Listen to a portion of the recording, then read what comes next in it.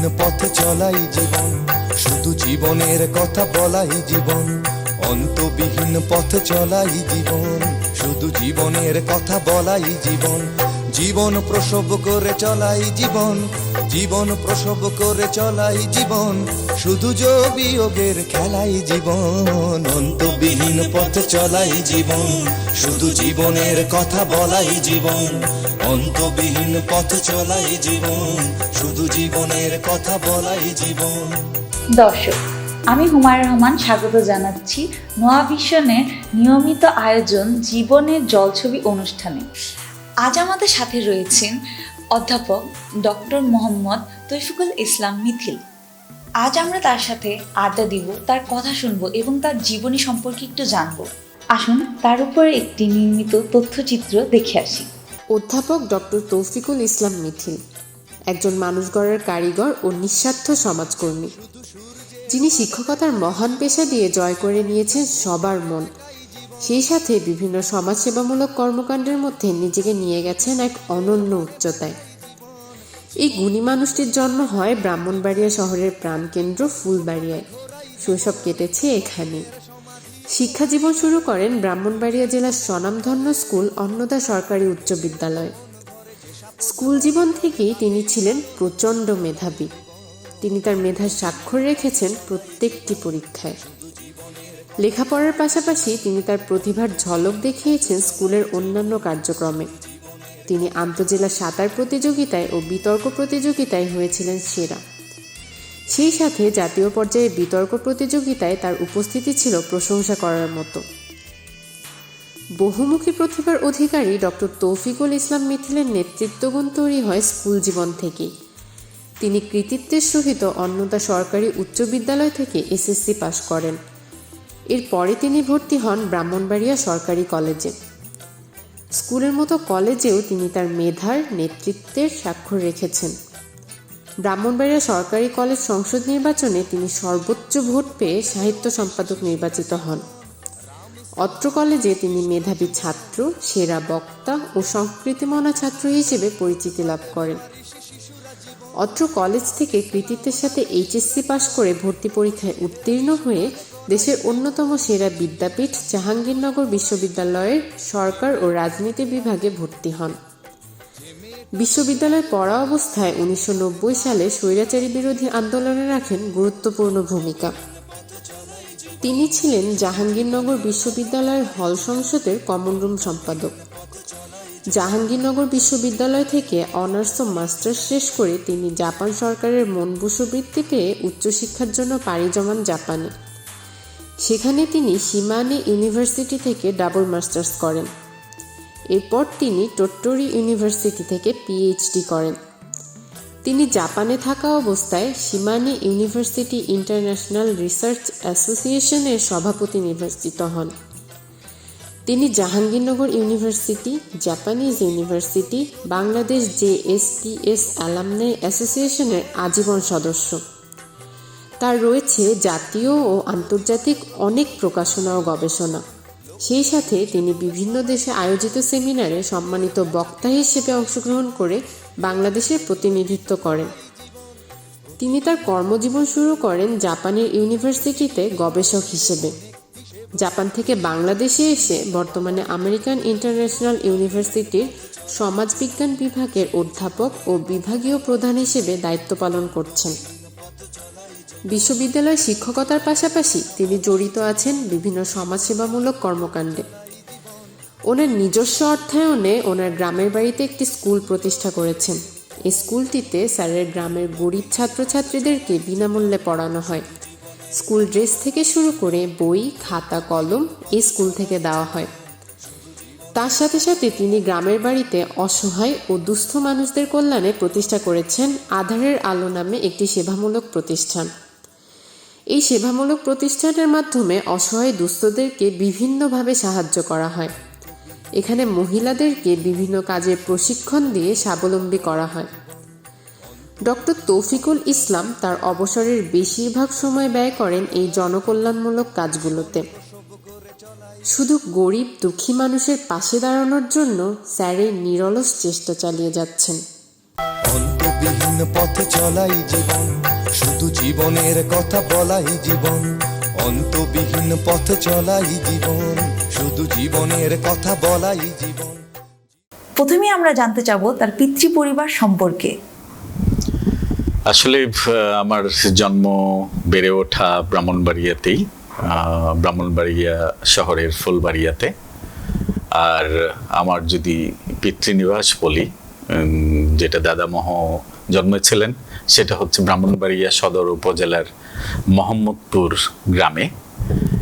সেখানে আমার দাদার কাছ থেকে শোনা, আমাদের পূর্বপুরুষ সেই তুর্কি থেকে ধর্ম প্রচারের জন্য বাংলাদেশে এসেছিলেন এবং একটা সময় উনি সেখানে সেটেল ডাউন করেন।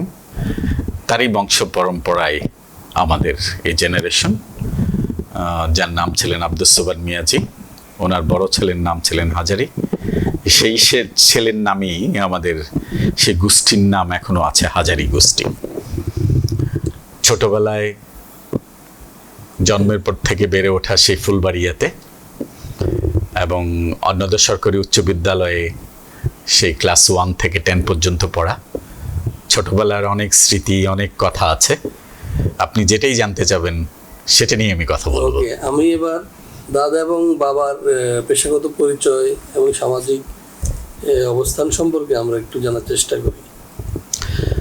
আমার দাদা আসলে অল্প বয়সেই, আমার বাবার বয়স যখন 6-7 বছর তখনই আমার দাদা মারা যান। তা আমার বাবার যখন 10-12 বছর তখন আমার দাদি মারা যান।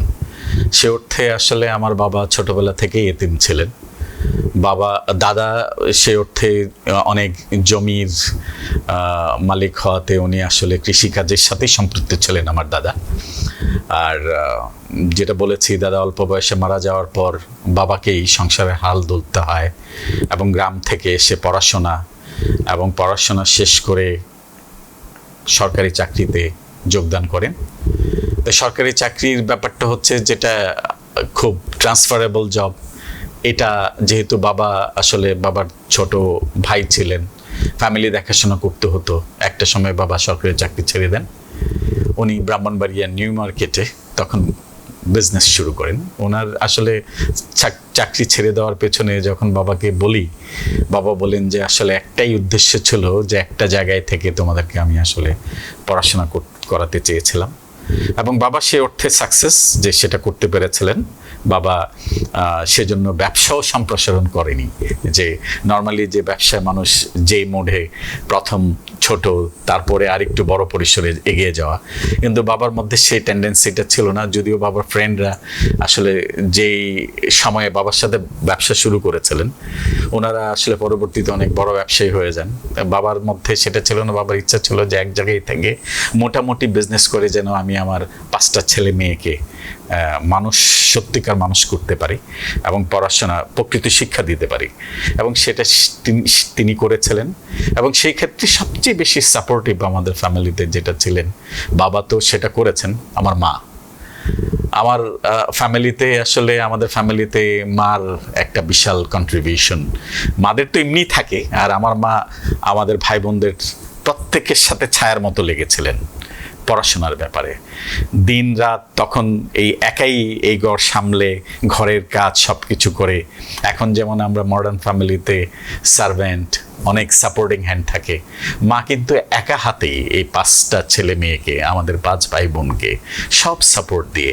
আমার মনে আছে আমি যখন স্কুলে পড়ি ক্লাস 3-4-এ, তখন তো আসলে স্বাভাবিকভাবেই আমি ক্লাসে আমি ফার্স্ট বয় ছিলাম। আমার মনে আছে 5-এ বৃত্তি পরীক্ষা দেওয়ার আগে মা আমার নোটগুলো করে দিয়েছিলেন।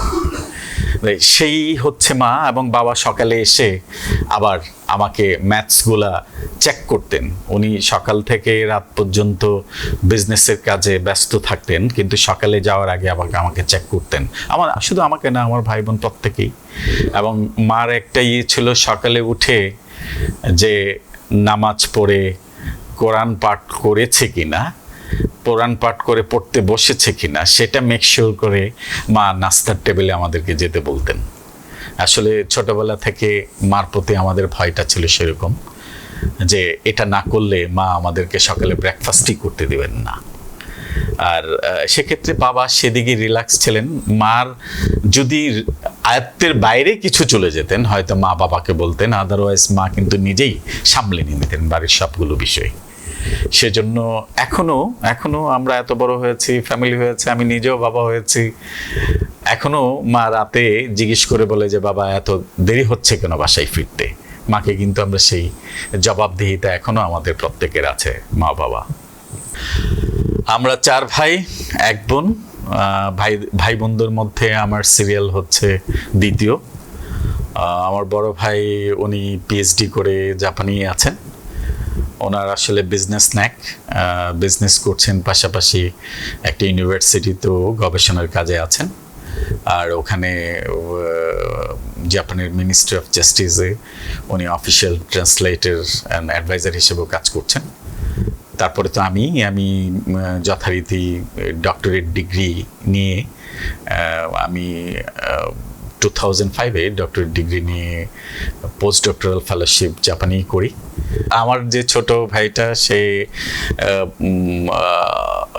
বিশ্ববিদ্যালয়ের শিক্ষকতায় ছিল, সেও জাপান থেকে মাস্টার্স করে তার ব্যাচেলর ব্যাঙ্গালোর থেকে করে বাংলাদেশে শিক্ষকতায় ছিল, এআইবিতে ছিল। এখন সেও আসলে তারও বিজনেস নেক, সে ব্যবসা করছে, পাশাপাশি সে বিশ্ববিদ্যালয়ে পার্ট টাইম পড়াচ্ছে। আর তার ছোট বোন সে ফুল টাইম সরকারি প্রাথমিক বিদ্যালয়ে শিক্ষকতা করছে, একমাত্র বোন। আর সবার যে ছোট যে ভাইটা সে হচ্ছে মেডিকেল ডক্টর, ডাক্তারি পেশায় আছে সবচেয়ে ছোট ভাইটা। এবং সে ইনফ্যাক্ট ডাক্তারি শুধু তার প্রফেশনালি যে দায়িত্ববোধ থেকে করছে তাই না, সেই প্রতি সপ্তাহেই ব্রাহ্মণবাড়িয়ার সেই রিমোট এলাকায় প্রতি সপ্তাহে ব্রাহ্মণবাড়িয়া এবং আশুগঞ্জে যাচ্ছে এবং সে তার দায়িত্ববোধ এবং সামাজিক কর্মকাণ্ড সহ সব কিছুই করছে।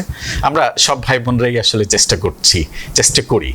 এবং আমার একটা প্রতিষ্ঠিত স্কুল আছে গ্রামে, সেটা নিয়েও আপনি যদি জানতে চান আমি সেটা নিয়েও কথা বলবো। সেই স্কুলের প্রতিষ্ঠাতা আমি নিজেই। এবং এই স্কুলে যেটা আমরা করি, যেটা ধরেন কমার্শিয়াল পারপাসে স্কুল হয়, কলেজ হয়, আমারটা পারপাস হচ্ছে ডিফারেন্ট। আমি আধারে আলো একটা নন প্রফিট অর্গানাইজেশনের আমব্রেলাতে সেই স্কুলটা করেছি আমি আমার যে দাদার বাড়ি সেখানে। স্পেশালি ড্রপ আউট চিলড্রেনরা যারা স্কুল থেকে ড্রপ আউট হয়ে যায় তাদেরকে আমি আমার স্কুলে আনার চেষ্টা করি। এবং সেভাবেই আমার স্কুলটা এস্টাবলিশড হয়েছে 2010-এ। 12 বছর চলছে এই স্কুলের। এবং আমি স্কুলের আসলে কতজন ছাত্রছাত্রী তার চেয়ে বেশি হচ্ছে আমি যেটাতে অ্যাটেনশন দেই স্কুলের আসলে কোয়ালিটিটা এনশোর হচ্ছে কিনা। আমার স্কুলের শিক্ষকরা ছাত্রছাত্রীদের বাড়িতেও যায় যদি দীর্ঘ সময় অ্যাবসেন্ট থাকে, এবং আমি নিজেও এটাকে ফলো আপ করি। আমি মাসে 2 বার হলো গ্রামে সেই স্কুলে ছাত্রছাত্রীদের সাথেও আমি যেমন কথা বিনিময় করি, পাশাপাশি এই ছাত্রছাত্রীদের বাবা মা, যেটাকে আমরা সো কল বলি প্যারেন্টস মিটিং, আমি গ্রামের সেই প্যারেন্টসদের সাথে বসি। তাদের সমস্যা নিয়ে তারা যদি কেউ ড্রপ আউট করাতে চায়, যদি এমন সিচুয়েশন প্রায়ই হয় যে অনেক সময় অনেক বাচ্চাকে আর স্কুলে দিতে চায় না, এবং সেটা ফিনান্সিয়াল হার্ডশিপ যেমন থাকে, আবার চিন্তা করে পড়াশোনা করিয়ে কি হবে সেই চিন্তাও ওদের মধ্যে থাকে। কারণ স্বাভাবিকভাবেই ম্যাক্সিমাম প্যারেন্টসরা হচ্ছে ইলিটারেট, এবং ইলিটারেট প্যারেন্টসরা সবসময় একটা চিন্তা করে education doesn't give the present benefit, education always give the future benefit. এই যে দীর্ঘ সময় অপেক্ষা করা যে না 10 বছর 15 বছর পর আমার ছেলে মেয়েরা ইনকাম জেনারেটিংয়ে আসবে, সেই অপেক্ষাটা করতে চায় না। তখন স্বাভাবিকভাবেই তখন গ্রামে যে পরিবারগুলো শিক্ষার উপর ভর করে শিক্ষিত হয়ে নিজের অবস্থার পরিবর্তন ঘটিয়েছে, সেটা আমাদের ফ্যামিলি থেকে আরম্ভ করে অন্য ফ্যামিলিদের এক্সাম্পলগুলো যখন দেই, ওদেরকে যখন সেভাবে কথা বলি, কাউন্সিলিং করি, সবাই কিন্তু কনভিন্স হয়। এমনও হয়েছে যে আমি প্যারেন্টস পেয়েছি যে পড়াবে না, এবং ডিটারমাইন্ড যে পড়াবে না এই সিদ্ধান্ত নিয়েই আমি বলেছি, আচ্ছা আপনি পড়াবেন না, ঠিক আছে, আপনার সিদ্ধান্তেই আপনি থাকবেন, কিন্তু তার আগে আপনার সাথে আমি একটু কথা বলতে চাই। সেই পরিবারই কিন্তু এখন পড়াচ্ছে এবং বলছে আমি জীবনের শেষ রক্তবিন্দু দিয়েও হলো পড়াবো। আসলে এই যে এই অ্যাওয়ারনেস, আমি বলেছি আমি একটা গ্রামে কিছু পরিবারের জন্য করছি, আমরা সবাই যদি গ্রামে ফিরে যেয়ে সেই কাজটা করি, প্রত্যেকটা গ্রামে যদি আমরা এই অ্যাওয়ারনেস ক্যাম্পেইন করি যে কেন পড়াতে হবে, পড়ানো মানে এই না যে সে পড়ে চাকরি করে সাথে সাথে টাকা কামাবে। একজন সত্যিকারের মানুষ হতে হলে কিন্তু তাকে শিক্ষিত হতে হবে, তাকে পড়ালেখা শিখতে হবে। আর পড়ালেখা না করেও অনেকে বলতে পারে যে ভালো মানুষ হওয়া যায়, সেটা আমি অস্বীকার করব না, আগে তো ভালো মানুষ ছিলেন যারা পড়াশোনা করেনি। কিন্তু জীবনের উপলব্ধিকে জানতে হলে পড়তে হবে, আর পড়তে হলে তো পড়াশোনা জানতে হবে। স্যার, এখন আমরা জানতে চাইবো আপনার শৈশবকাল সম্পর্কে, কতটা আনন্দময় ছিল সে দিনগুলো। আসলে আমার শৈশবের কথা বলতে গেলে এত স্মৃতি, কারণ অনেকের স্কুল জীবনের কথা যখন শুনি, আসলে কেউ প্রাইমারি স্কুলে এক জায়গায় পড়েছে, হাই স্কুলেও 2-3টে স্কুল ছিল। আমার সবচেয়ে মজার ব্যাপার ছিল যে আমি একটা স্কুলে 10 বছর পড়াশোনা করেছি, ক্লাস 1 থেকে 10 পর্যন্ত। যে স্কুলটা 150 বছরের পুরনো একটি স্কুল, সেই স্কুলে গেলে আসলে মনটা এমনি ভরে যায়, প্রাণ ছুঁয়ে যায়। এত সুন্দর স্কুল, এত সুন্দর খেলার মাঠ। এখন আমি যখন আমার ছেলে মেয়েদের স্কুলে পাঠাই আর যখন দেখি বিল্ডিং বেসড স্কুল, আসলে ওদের জন্য আফসোস হয় যে আমরা যে স্কুলে পড়েছি, স্কুলের খেলার মাঠ, পুকুর, সেই বিশাল বড় স্কুল ক্যাম্পাস, এটা কিন্তু সত্যি ওরা মিস করছে। আমরা যেটা পেয়েছি, স্কুলে যাওয়ার জন্য রাতটা কখন শেষ হবে, সকালে উঠে স্কুলে যাব, তার জন্য কিন্তু বেকুল হয়ে থাকতাম। আর এখন মাঝে মাঝে বাচ্চাদের সাথে যখন কথা বলি, স্কুল নিয়ে ওদের প্যানিক কাজ করে। আসলে স্কুল কিন্তু শুধু এই না, স্কুলে যাব আমি পড়বো, আমি স্কুলে যাব আমার বন্ধুদের সাথে খেলবো, আমি প্রাণ খুলে খেলাধুলা করব, পড়াশোনাও করব। স্কুল মানে আনন্দের একটা জায়গা, যেটা আমি জাপানে যেয়ে দেখেছি, এখনো ওরা ধরে রেখেছে। আমার জাপানে যাওয়ার পর আসলে মনে হয়েছে এই ছোটবেলার স্কুলগুলো এখন সেই রকম স্কুলগুলো মফস্বলে বা সরকারি কিছু স্কুল কলেজে দেখা যায়, কিন্তু প্রাইভেট স্কুল কলেজগুলোর সেই ক্যাম্পাস আগের মতো দেখি না। আর সেই স্কুলের স্মৃতি বলতে গেলে, আমি ছোটবেলায় আমার এক্সট্রা কারিকুলার অ্যাক্টিভিটিসে আমার অনেক ইনভলভমেন্ট ছিল, যেটা আমার শিক্ষক বা বন্ধুরা বলতো যে আমি ছাত্র হিসাবে খারাপ ছিলাম না, ভালোই ছিলাম, কিন্তু আমার আসলে ন্যাক ছিল অন্যদিকে বেশি। স্কুলের ফার্স্ট বয় যেমন ছিলাম, পাশাপাশি একটা জিনিস ছিল যে ছোটবেলা থেকে আমি সুইমার ছিলাম, ন্যাশনাল সুইমার ছিলাম। অবশ্য ন্যাশনাল সুইমার সে আক্ষরিক অর্থে বলতে গেলে আমাদের 5 ভাই বোন আমরা সবাই ন্যাশনাল সুইমার ছিলাম। আর সেটার একটা ইতিহাস ছিল, আমাদের মহল্লার যে বাসার সামনে যে পুকুরটা ছিল, চারদিকে পাকা দেওয়া পুকুর, সেখানে আমাদের নেভার, ছোটবেলার বন্ধু, আমরা সবাই সেখানে ন্যাশনাল সুইমার ছিলাম, আমাদের সিনিয়র থেকে জুনিয়র। এটা আমাদের জন্য সবচেয়ে প্রেরণাদায়ক ছিল পুকুরটা। এই পুকুরটাকে আমরা মিস করি। আর হচ্ছে খেলাধুলা পাগল ছিলাম, সেজন্য ক্রিকেট খেলতাম, ফুটবল খেলতাম, ডিবেট করতাম কালচারাল দিকেও। আসলে আমার ব্যাপারটা এমন ছিল, যেটাই করব সেটাতে পিছিয়ে কেন থাকবো, পেছনের বেঞ্চে বসে থাকবো সেরকম ছিলাম না। সেজন্য আসলে দেখা গেছে যে স্কুল লাইফের প্রথম দিকে পড়াশোনা নিয়ে বেশি সময় দিতাম, সেজন্য ছাত্র তখন যেমন ভালো রেজাল্ট করেছি, স্কুলের শেষের দিকে কিন্তু সেভাবে সেটা করতে পারিনি, কারণ ইনভলভমেন্ট বেশি ছিল এক্সট্রা কারিকুলার অ্যাক্টিভিটিসে। এবং শুধু কি তাই, খেলাধুলা, তখন আমাদের জন্য তো আইডল পার্সন ছিলেন ব্রুস লি। সেই ব্রুসলির কুনফু শেখার জন্য ভোরবেলা উঠে চলে যেতাম শেখার জন্য। সেটার জন্য মা বাবার বকুনি খেয়েছি যে সকালবেলা উঠে কোথায় যাও। আসলে ওই ব্রুসলি তখন আমাদের জন্য ছিল হিরো, আর সেই ব্রুসলির কুনফু শেখার জন্য সকালে চলে যেতাম এক বড় ভাইয়ের কাছে শেখার জন্য ভোরবেলা। তাই সেই স্মৃতিগুলো খুব নাড়া দেয় আসলে। তখন আসলে পড়াশোনা চেয়ে আমার মনে হয় এক্সট্রা কারিকুলার অ্যাক্টিভিটিসগুলো বেশি এনজয় করেছি। ডিবেট করতাম, অভিনয় করতাম, অভিনয় করেছি ছোটবেলায়। আর স্পোর্টস তো ছিল, আমি আসলে ফন্ড অফ স্পোর্টস, খেলাধুলার জন্য পাগলই ছিলাম। যে কখন বিকেল হলে যে রোদের তীব্রতা কমে যাবে আর বের হব আর খেলতে যাব, স্কুলেও কখন লেজার হবে আর খেলতে যাব, এই স্মৃতিগুলো মনে হয় এখনো সুযোগ পেলে ছোটদের সাথে, ছেলের সাথে, ছোট বন্ধুদের সাথে খেলতে যাই। যারা খেলে তাদেরকে দেখে খুব ভালো লাগে। আর এখন এমন একটা জেনারেশনে আসলে এসেছি, খারাপ লাগে আসলে। অনেক সময় আমরা বলি ওরা কেন গেম নিয়ে বসে থাকে, কেন ভিডিও গেম খেলছে। সেক্ষেত্রে আমাদের মনে হয় আমরাও আমাদের দায়বদ্ধতা থেকে এড়িয়ে যাচ্ছি। আমরা কি আসলে প্রকৃত অর্থে তাদের খেলাধুলার জন্য প্রয়োজনীয় মাঠ এবং প্রয়োজনীয় জায়গা আমরা কি সেই সংস্থান করে দিতে পারছি কিনা? ব্যর্থতাটা তাদের, যেমন বলি তাদেরকে যেমন ব্লেম করি, তাদের আগে কিন্তু আমাদেরকে ব্লেম করা উচিত। আমরা সমাজ, আমরা যারা করার মতো সামর্থ্য আছে, আমরা কি সেটা করছি কিনা?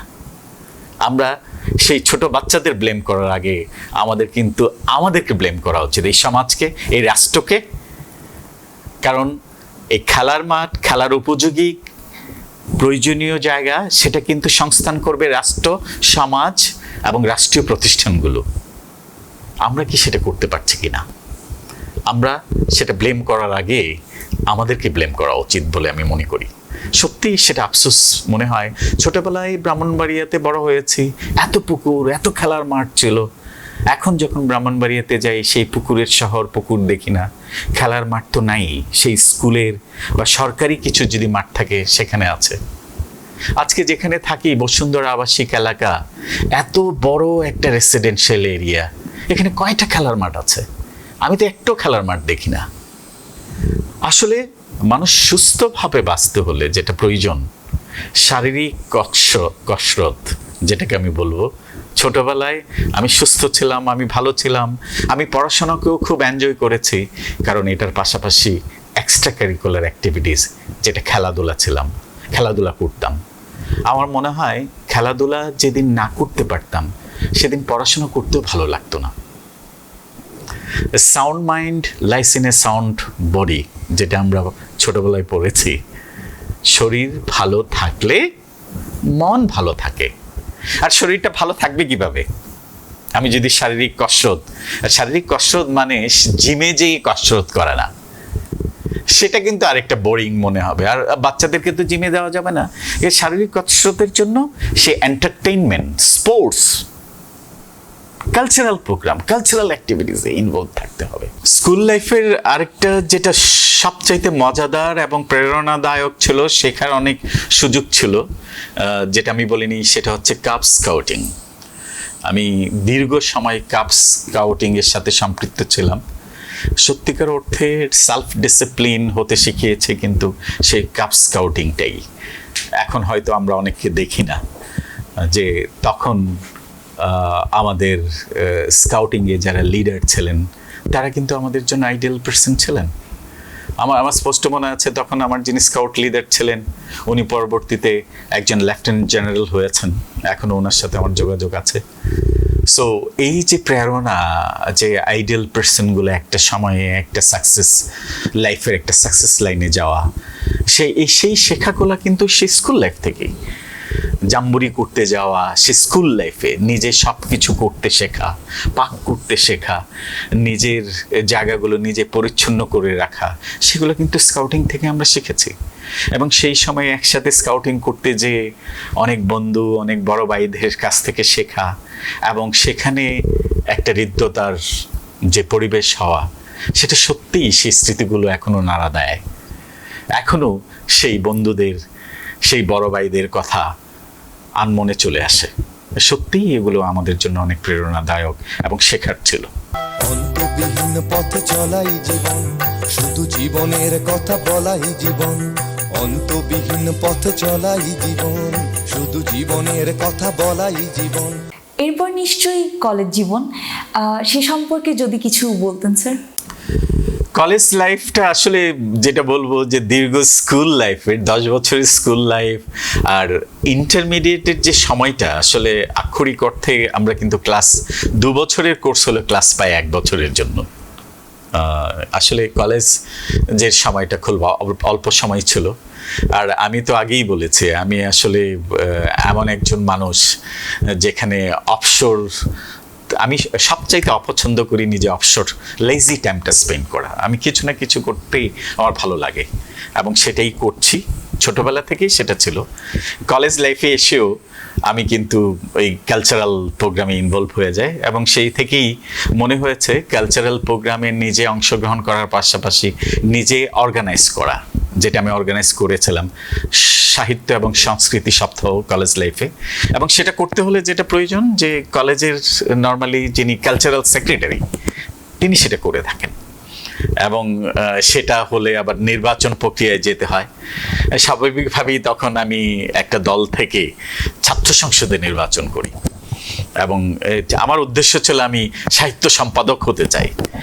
এবং যদিও আমি নির্বাচনের আগে দুটো প্রধান রাজনৈতিক দল থেকেই আমাকে বলেছিল অন্য পদে নির্বাচন করতে, কিন্তু আসলে আমার ইচ্ছা ছিল আমি সাহিত্য সম্পাদক হতে চাই এবং সেই অর্থেই আমি একটা দল থেকে নির্বাচন করে আমি সর্বাধিক ভোট পেয়ে সে বছর আমি সাহিত্য সম্পাদক নির্বাচিত হই। সাহিত্য সম্পাদক নির্বাচন হওয়াতে যেটা হয়েছে কি, আমি সাহিত্য চর্চার পাশাপাশি এই যে শিক্ষা সাহিত্যে শুধু সপ্তাহ না, অনেক প্রোগ্রাম অর্গানাইজ করার সুযোগ পেয়েছি, নিজে কাজ করার সুযোগ পেয়েছি। এবং সেখানে মনে আছে আমাদের এক কেমিস্ট্রি টিচার ছিলেন, উনি অনেক সাহিত্য প্রেমী ছিলেন। আর সত্যিকার অর্থে আমাদের কলেজে যেসব শিক্ষক ছিলেন আপনারা হয়তো জেনে থাকবেন যে হরলাল রায়, যিনি যার ব্যাকরণ বই আমরা সে সময় সবাই পড়েছি, উনি আমাদের সে সময় কলেজে ভাইস প্রিন্সিপাল ছিলেন। হারুন আল রশিদ স্যার, উনি সাহিত্যে বাংলা সাহিত্যের শিক্ষক ছিলেন। ওনার ক্লাস যাতে মিস করতে না হয় সেজন্য আমরা 1 ঘন্টা আগে যেয়ে বসে থাকতাম, এত সুন্দর করে কথা বলতেন। সেই সুযোগগুলো ছিল, সেই শিক্ষকদের মেন্টরিং ছিল। পাশাপাশি আমি নিজেও যে সাহিত্য প্রেমী সংস্কৃতি প্রেমী ছিলাম, নিজেও অর্গানাইজ করতাম। যদিও একটা জিনিস আসলে আমার কখনো আমার কাছে মনে হয় যে সবসময় মনে হয় অপূর্ণতা থেকে যাবে, আমি আসলে গান গাওয়ার ক্ষেত্রে ভালো একজন শ্রোতা, কিন্তু নিজে কখনো ভালো গান গাইতে পারি না। তবে অবশ্য সেদিকে সাধনাও করিনি। আর একটা মানুষ যে সব দিকেই সব কিছু পারবে তা তো না। কলেজ জীবনটা স্বল্প সময় ছিল, কিন্তু অনেক স্মৃতি আছে, অনেক অনেক বন্ধু, অনেক সাহিত্যকর্ম। আর ওই যেটা ছোটবেলায় সুইমার ছিলাম, কলেজে এসেও সুইমিংটা কন্টিনিউ ছিল, সুইমিং করেছি। কলেজের সেই স্বল্প সময় আমার মনে হয় এই অল্প কথাই আমি শেষ করতে চাই। আমি কলেজে ব্রাহ্মণবাড়িয়া সরকারি কলেজে ছিলাম, বিজ্ঞান বিষয়ে পড়াশোনা করেছে। যদিও পরবর্তীতে ইউনিভার্সিটিতে এসে অবশ্য বিজ্ঞান নিয়ে পড়াশোনা করিনি। অন্তবিহীন পথে চলাই জীবন, শুধু জীবনের কথা বলাই জীবন। অন্তবিহীন পথে চলাই জীবন, শুধু জীবনের কথা বলাই জীবন। এবার আমরা শুনবো আপনার বিশ্ববিদ্যালয়ের জীবনের গল্প। আসলে মানুষের লক্ষ্য কিন্তু প্রতিনিয়তই চেঞ্জ হয়। যেটা স্কুল লাইফে এক রকমের লক্ষ্য ছিল, কলেজ লাইফে এসে লক্ষ্য চেঞ্জ হয়। ইউনিভার্সিটিতে যখন ভর্তি হতে যায় তখন মনে হয় সায়েন্স নিয়ে পড়বো না সমাজবিজ্ঞান নিয়ে পড়বো, নাকি আর্টসে চলে যাব, নাকি কমার্সে চলে যাব।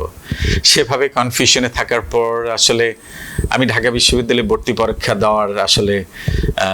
দেওয়াই হয়নি। মনে হয়েছিল যে তখন ব্রাহ্মণবাড়িয়া কলেজেই অনার্স বা ডিগ্রি পড়ব। যাক, শেষ অবধি একটা বিশ্ববিদ্যালয়ে পরীক্ষা দেওয়ার সময় তখন ছিল, সেটা হচ্ছে জাহাঙ্গীরনগর বিশ্ববিদ্যালয়। সেই জাহাঙ্গীরনগর বিশ্ববিদ্যালয়ে ভর্তি পরীক্ষা দিতে যাওয়ার সময় যখন আমি সায়েন্সে পরীক্ষা দিতে যাই, তখন আমার এক বড় ভাই, আমাদের এলাকারই বড় ভাই, আমাকে বলছিলেন যে মিথিল, তুমি কেন সমাজবিজ্ঞানে পরীক্ষা দিতে যাচ্ছ না? সমাজবিজ্ঞানে পরীক্ষা দাও, জাহাঙ্গীরনগরের সমাজবিজ্ঞানের সাবজেক্টগুলো খুব ভালো, রিচ। ওনার কথায় আসলে অনুপ্রাণিত হয়ে তখন ফর্ম কিনে ইনস্ট্যান্ট আমি সমাজবিজ্ঞানেও ফর্ম জমা দিই। সো আসলে ওনার কথা এখনো শ্রদ্ধার সাথে স্মরণ বোধ করছি এজন্য যে ওনার সেই সাজেশন শুনে যদি আমি সমাজবিজ্ঞানে ফর্ম না কিনতাম তাহলে হয়তো আমার সমাজবিজ্ঞানে পড়া হতো না, কারণ আমি তখন ভর্তি পরীক্ষায় জুলজিতে ওয়েটিং লিস্টে ছিলাম। এমনও হতো আমি হয়তো ভর্তি হতে পারতাম না। সমাজবিজ্ঞানে পরীক্ষা দেওয়াতে তখন আমি সরকার ও রাজনীতি বিষয়ে আমি তখন চান্স পাই, আর সেই সুযোগ নষ্ট না করে যথারীতি আমি সমাজবিজ্ঞান অনুষদের সরকার ও রাজনীতি বিভাগে আমি ভর্তি হয়ে যাই। শুরু হয়ে যায় জাহাঙ্গীরনগর বিশ্ববিদ্যালয়ে। সে এক বড় অধ্যায়, অনেক স্মৃতি, অনেক দীর্ঘ সময় স্কুল জীবনের পরে যে দীর্ঘ সময়টা যেখানে ছিলাম সেটাই ছিল জাহাঙ্গীরনগর বিশ্ববিদ্যালয়। আসলে জাহাঙ্গীরনগর বিশ্ববিদ্যালয়ের স্মৃতি এবং কথন বলতে গেলে অল্প সময় শেষ হবে না। আপনারা জানেন সেই এলআরবির আয়ুব বাচ্চু জাহাঙ্গীরনগর বিশ্ববিদ্যালয়কে খেতাব দিয়েছিলেন প্রেমনগর বিশ্ববিদ্যালয়। আমার কাছে মনে হয় সত্যিই জাহাঙ্গীরনগরের প্রেমে জাহাঙ্গীরনগর বিশ্ববিদ্যালয়ে যারাই পড়েছে আমার মনে হয় জাহাঙ্গীরনগর বিশ্ববিদ্যালয়ের প্রেমে হাবুডুবু খাচ্ছি। আধু আমরা জাহাঙ্গীরনগর বিশ্ববিদ্যালয়ের প্রেমেই হাবুডুবু খাচ্ছি। এবং এজন্য অনেকে বলে থাকে যে জাহাঙ্গীরনগর বিশ্ববিদ্যালয়ে যারা পড়েছে তাদের মধ্যে একটা বড় ইজম কাজ করে। আসলে ইজম যে কাজ করে সেটা সত্যি। আপনি যদি ঢাকা বিশ্ববিদ্যালয়ের সাথে তুলনা করেন, বিশ্ববিদ্যালয় হিসেবে অনেক পুরনো, ছাত্রছাত্রীর সংখ্যা অনেক বেশি, এখানে কেন এত হৃদ্যতা করছে না আর জাহাঙ্গীরনগর বিশ্ববিদ্যালয়ে কেন এত হৃদ্যতা কাজ করছে? আপনি যদি শুনতে চান আমি বলতে চাই আসলে জাহাঙ্গীরনগর বিশ্ববিদ্যালয়ে যারা পড়ছে সবাই হলে থাকছে, আর ঢাকা বিশ্ববিদ্যালয়ে কিন্তু সেই সুযোগটা সবাই পাচ্ছে না, কারণ এখানে হল লিমিটেশনস আছে রেসিডেন্সের যে। আর জাহাঙ্গীরনগর বিশ্ববিদ্যালয়ে কিন্তু রেসিডেন্স এবং স্টুডেন্ট রেশিও 1:1। যে ছাত্র ভর্তি হচ্ছে তার এগেনস্টে কিন্তু হলে সিট আছে। তার ঢাকা বাসায় থাকলেও, ঢাকা তাদের বাসা থাকলেও সে কিন্তু হলে থাকার চেষ্টা করছে। উইকেন্ডে হয়তো ঢাকায় যাচ্ছে বা সাভারেও যদি তার বাসা থাকছে সে কিন্তু হলে থাকার চেষ্টা করছে। কেন? হলের লাইফটা যেভাবে এনজয় করা যায় সত্যিকার অর্থে।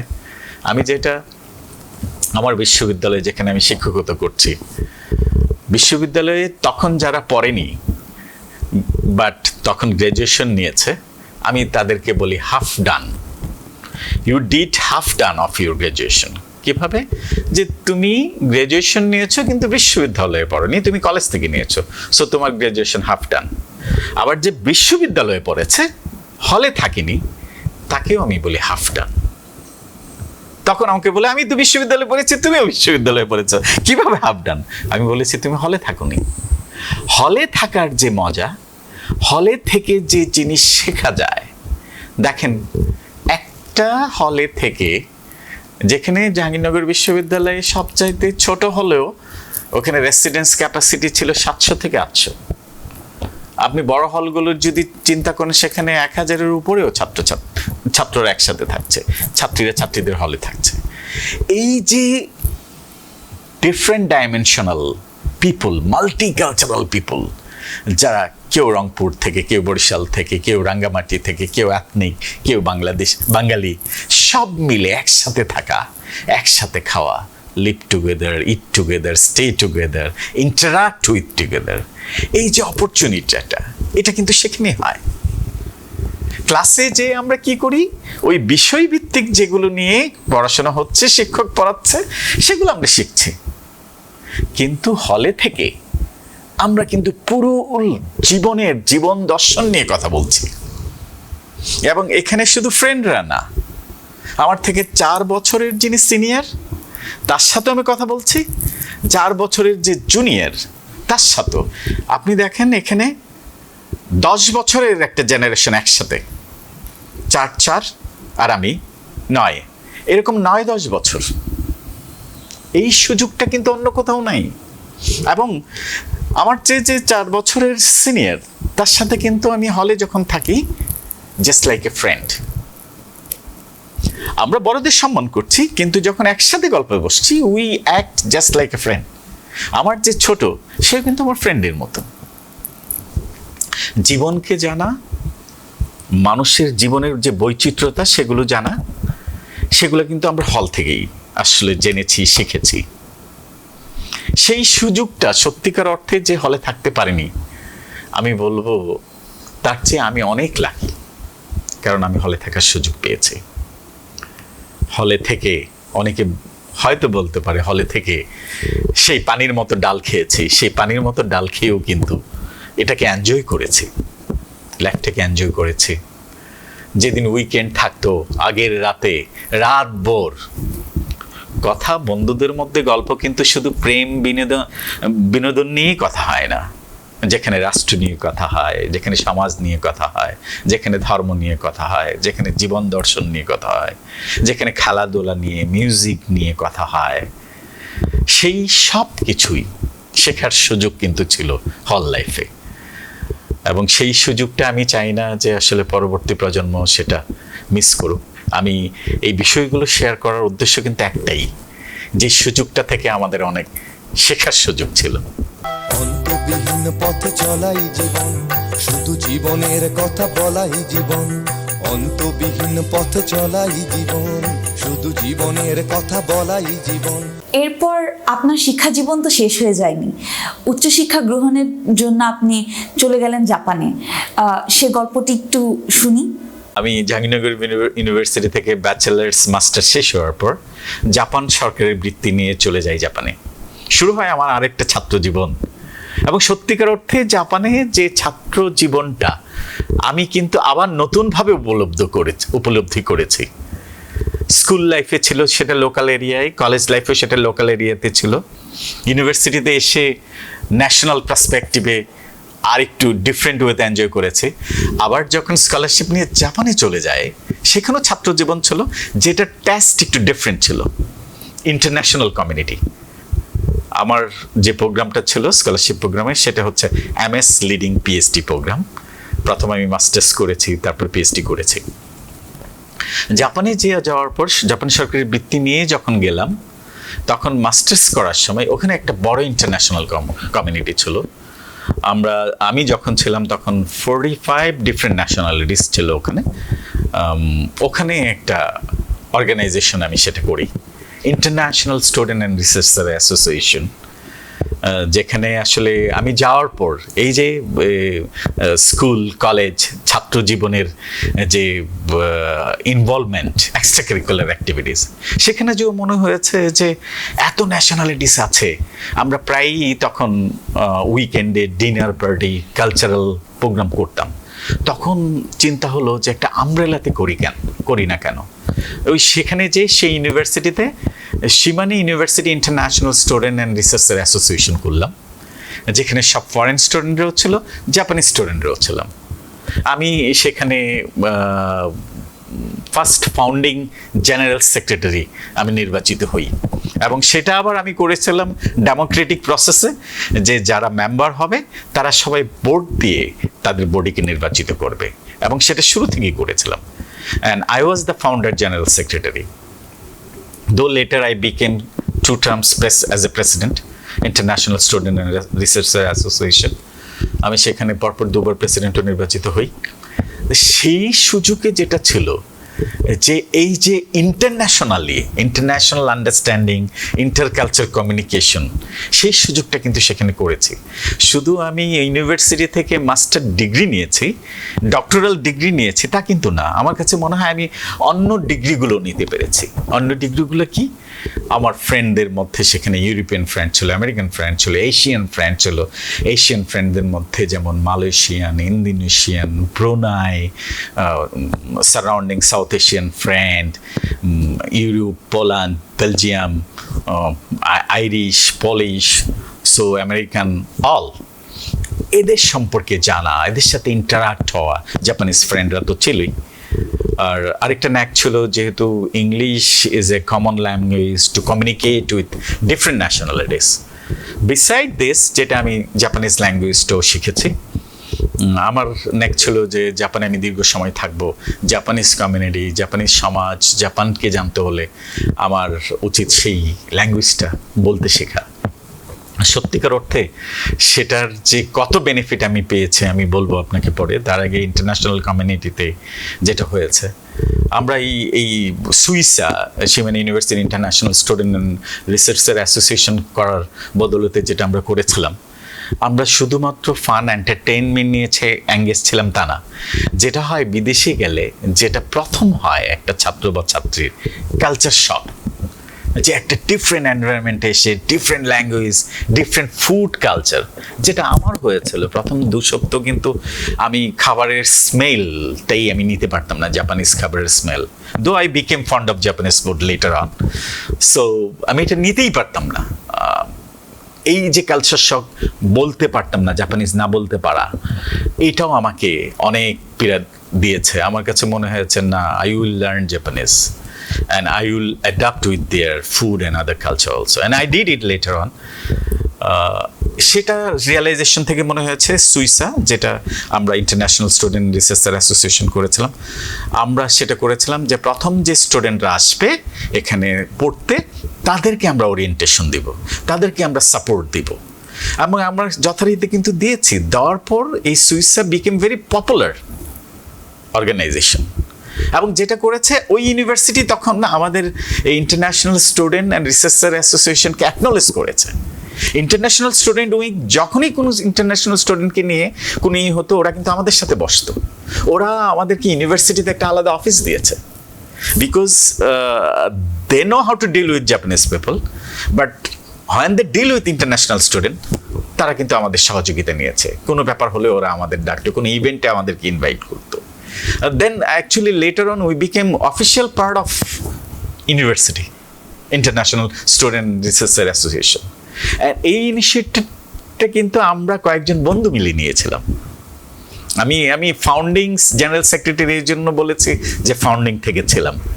এবং ইনফ্যাক্ট এই সুইসা আমরা যেটা করেছি পরবর্তীতে, আমরা তো ডিফারেন্ট ফুড ইন্ট্রোডিউস করার জন্য ইন্টারন্যাশনাল ডিনার পার্টি প্রায় অর্গানাইজ করতাম, যেখানে আমরা জাপানিজ কর্পোরেট থেকে শুরু করে লিডার সবাইকে ইনভাইট করতাম to introduce hour culture and food. ওখানে শুধু আমরা যে বিভিন্ন দেশের খাবার অ্যারেঞ্জ করতাম তা না, আমরা ওখানে আমাদের ট্রেডিশনাল ড্রেসগুলো, আমরা শাড়ি, সালোয়ার কামিজ, পাঞ্জাবি, ফতোয়া সেখানে কিন্তু ইন্ট্রোডিউস করেছি। আমরা আমাদের দেশীয় খাবারগুলো তখন সেখানে ইন্ট্রোডিউস করেছি, বাংলাদেশের বিরিয়ানি, পোলাও, বাংলাদেশের চিকেন কারি থেকে শুরু করে সব কিছু কিন্তু আমরা সেখানে ইন্ট্রোডিউস করেছি। And letter on I found Bangladeshi food became popular among Japanese, Bangladeshi dress also became popular. So শুধু বাংলাদেশি কালচার ইন্ট্রোডিউস করেছি তা না, এই ইন্টারন্যাশনাল স্টুডেন্ট উইং থেকে আমরা অন্য দেশের খাবারগুলো ইন্ট্রোডিউস করেছি। আমি সত্যি যে মনে হয় যে মাঝে মাঝে যখন অন্যদের কাছ থেকে শুনি বাইরে যে তাদের বোরিং লাইফ, হোমসিক, আমার কাছে এটা কখনোই ছিল না।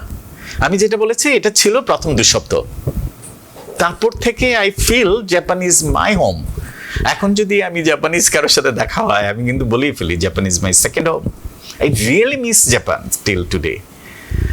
এই মিস করাটাই কিন্তু যে you really enjoy that life. Miss আমরা কখন করি? যখন যেটাকে এনজয় করেছি এখন সেটাকে পাচ্ছি না, তখনই কিন্তু আমরা মিস করি। I really miss Japan, Japanese culture, Japanese people, Japanese society, and I learned so many things from their society actually, and that was possible, you know what, I was able to speak that language. সেজন্য আমি বলবো এটাও আমার একটা message এবং শিক্ষণীয় ব্যাপার।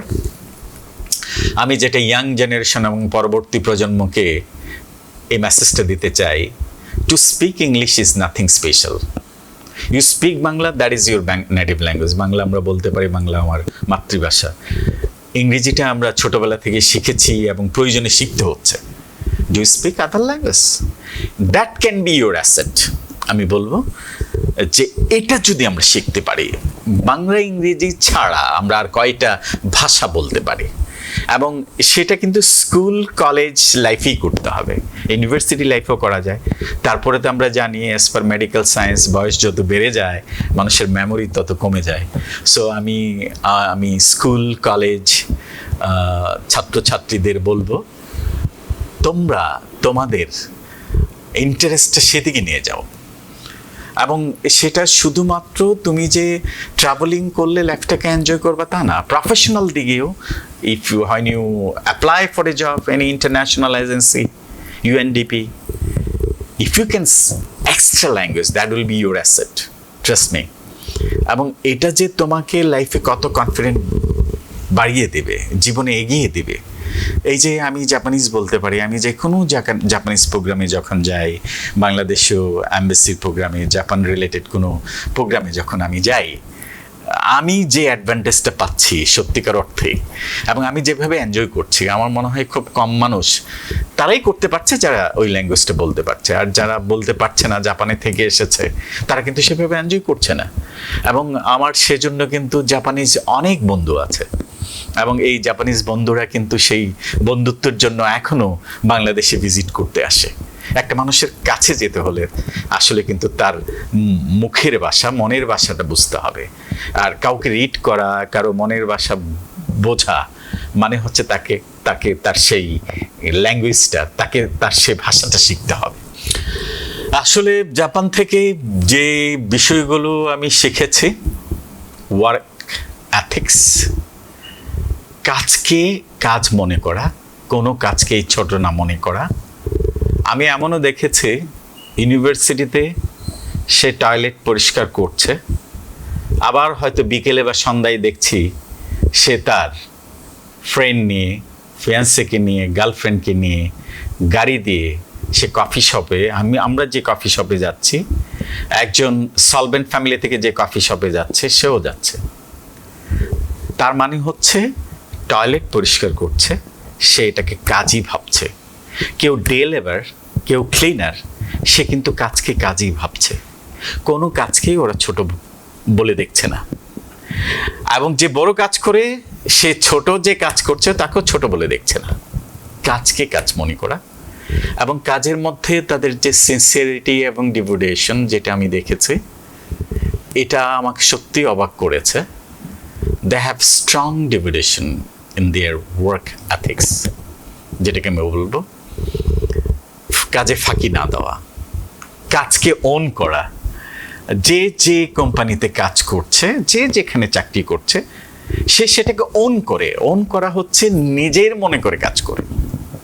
এখানে কিন্তু কেউ কাউকে সুপারভাইজ করতে হচ্ছে না, সে জানে যে তার জব রেসপন্সিবিলিটিসটা কি, সে সেভাবেই কাজ করছে। বস এসে কিন্তু ডিকটেট করছে না, তাকে তার জব টেরিটরি আগে থেকেই জানিয়ে দেওয়া হচ্ছে, জব রেসপন্সিবিলিটিসগুলো কি, সে সেভাবেই কাজ করছে। বস যদি এসে দেখে তার কাজটা প্রপারলি হচ্ছে না, বস এসে সে কাজগুলো শুরু করে দেবে। বস যখন এসে শুরু করে দেবে, তখন যে কাজ করার কথা ছিল সে দেখে তো অবাক হয়ে যাবে, তার মানে আমার কাজে ল্যাকিংস ছিল। তাকে কিন্তু এসে শাউটিং করবে না, কিছু বলবে না। এইটা একটা লার্নিং। আরেকটা হচ্ছে punctuality, timing. In their society, 10 means 10. When they have a program, a seminar will start 10, a meeting will start 10. It means everybody will be there by 10. No nanny munni story. Traffic jam, so on. I was a headache, or I was like this. These are nanny munni story, right? That we talk. We give apology. Their cases, program will start 10, and exactly I should be there by 10. And boss will come late, like our meeting. The people will come at 10. Uni 10:30 আসবেন, 11টায় আসবেন, মান্যবর গণ্যমান্য ব্যক্তি উনি আসবেন, programme শুরু হবে, উনি আসেনি, প্রোগ্রাম শুরু হবে না। No, boss also will be in right time and before that time. এটা এই বস যে টাইমিং আসছে, সেই লেসনটা কিন্তু উনি দিচ্ছেন সবাইকে। এখন আমাদের সোসাইটিতে যে একটা কালচার, যে একটা প্র্যাকটিস শুরু হয়ে গেছে, বস সবার পরে আসবেন। এই কালচার থেকে আমাদের বেরিয়ে আসতে হবে। এখন আমি শিক্ষক হিসেবে আমি কিন্তু এই অপেক্ষা করি না আমার ছাত্ররা সবাই এসেছে কিনা। আমাদের ইউনিভার্সিটিতে আমরা যে প্র্যাকটিসটা আছে, আমাকে অন টাইমেই ক্লাসে যেতে হবে। অনেক সময় যে আমরা হয়তো স্টুডেন্টকে ওয়েলকামিং করি এই অর্থে যে লেট স্টুডেন্ট আসে, লেট কামার্স আসে। এখন স্টুডেন্ট লেটে আসবে সেজন্য আমি পরে যাব। No, I have to be in class in right time. And that practice we do at my university. In that case, I don't know about our other university, that practice we do at the AIV. So, এবং আমার এটা ভালো লেগেছে AIV-তে শিক্ষকতায় এসে যে আমরা সেই টাইমটা জাপানের মতোই সে প্র্যাকটিসটা আমরা এখানে করছি। আরেকটা হচ্ছে যে ওদের যে ব্যাপারটা আছে চেইন অফ কমান্ড, যেটা আমি জাপানিজ সোসাইটিতে দেখেছি, I really am impressed about this. তাদের মধ্যে সেটা আছে। তাদের যে কমিউনিটি মুভমেন্টগুলা, কমিউনিটি চেইন অফ কমান্ড, যেটা হয়েছে যে এলাকায় থাকবে সে এলাকাকে ওই কমিউনিটি টেক কেয়ার করবে। দেন কোশ্চেন মেরে ইজ হাউ। এখন প্রতিটা উইকেন্ডে ওই কমিউনিটিতে একটা গেট টুগেদার, ওরা একটা জায়গায় মিলিত হয়। এটা একটা প্রাইমারি স্কুলও হতে পারে অথবা অন্য কোনো প্রেমিসেসও হতে পারে। ওখানে ওরা মিলিত হয়ে যেটা উইকেন্ডে একসাথে কফি খাবে, চা খাবে, আর পাশাপাশি ওই এলাকাকে ক্লিন রাখার দায়িত্ব ওই কমিউনিটি করে। এবং এটা বাই রোটেশনে। কেউ যদি যেতে না পারে তাকে পেনাল্টি দিতে হয়, এবং ওই পেনাল্টির টাকাটা ওরা ওই যে ওদের যে গেট টুগেদার যখন হয় সেই পারপাসে ওরা ইউজ করে। কাজে আমি একদিন ক্লিনিং মিশনে যেদিন যাব না, আমিও যখন যেখানে ছিলাম আমিও কিন্তু ওদের কমিউনিটি মুভমেন্টে ক্লিনিং ডেতে আমার যখন রোটেশন হয়েছে আমি কিন্তু গিয়েছি। আর যে অ্যাবসেন্ট ছিল যেটা বলেছি তাকে পেনাল্টি দিতে হবে, এবং পেনাল্টির টাকাটা ওরা চা কফিতে এবং আদার পারপাসে সেটা ইউজ করে। কাজে প্রত্যেকে যেতে হবে। ওই কমিউনিটির যে যত বড় লোকই হোক তাকে কিন্তু ওই কমিউনিটি ক্লিনিং, কমিউনিটি অ্যাক্টিভিটিসে যেতে হবে। যে their slogan is we'll take care of our environment, we'll take care of our community, and state will assist them. রাষ্ট্র তাদেরকে সহযোগিতা করবে, কিন্তু একটা এলাকার রাস্তা ড্রেন কিন্তু এসে রাষ্ট্র পরিষ্কার করে দিবে না। ওই এলাকার রাস্তা এবং ড্রেন, আশেপাশের যে সারাউন্ডিংসগুলো আছে সেগুলো পরিচ্ছন্ন রাখার দায়িত্ব কিন্তু ওই কমিউনিটির। জাপান আজকে আপনি যদি পাবলিক টয়লেটেও যান সেখানেও পরিচ্ছন্ন কেন দেখতে পাবেন? আপনি একটা পার্কের টয়লেটে যান সেখানেও আপনি পরিচ্ছন্ন দেখতে পাবেন কেন? সেটা কিন্তু সব রাষ্ট্র এসে করে দিচ্ছে না। They have a community movement, যেটা আমাদের আগে থেকে অনেক বছর আগে গ্রামে কিন্তু সেরকম ছিল।